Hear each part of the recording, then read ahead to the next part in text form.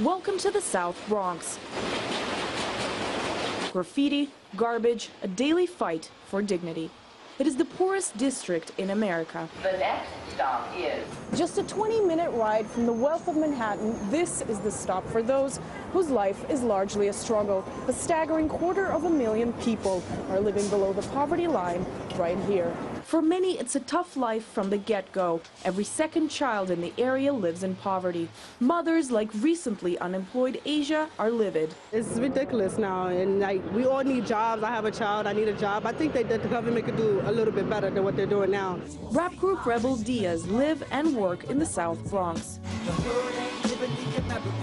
They know the district like the back of their hand. Mike Tyson was in here, DMX, just to name some celebrities, but you know, hundreds and thousands of young people behind bars. This is the infamous Spofford prison. Broadstars says industrial dumping into heavily secured areas is causing toxic waste sites. We're standing in front of a mountain of garbage. It's a dump site for the garbage, for the waste of the whole tri-state area. This, he says, has resulted in a 60% spike in asthma among locals. I need permission to go on your property, not to shoot through a fence. Largely an immigrant community, the South Bronx is seeing mom-and-pop shops go out of business, while the social safety net is disappearing. When you talk about Occupy Wall Street and the global rebellions that were occurring in 2011 and are continuing now in 2012, it's a response to these cutbacks in social services in the interests of corporate power. Instead, enormous sums are being pumped into projects that are far from a priority for those who live here. Here you have an $8 million park that was built on toxic waste. It stands empty in a non-residential area.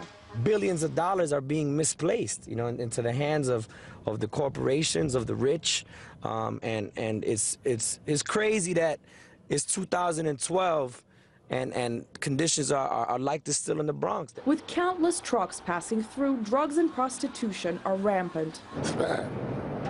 It's bad. I don't know, they'll make great jobs. Here, obesity walks hand in hand with hunger, both signs of poverty. And I don't know how many hundreds of food pantries in the Bronx, just like this month, got, you know, that food cut out. There used to be 200 people lined up. Tuesdays and Saturdays look the same here, with jobless people out on the streets all week. In the mainstream media, what we see is a lot is that it's, you know, it's our individual responsibility, and never do they look at some of the structural reasons behind this poverty.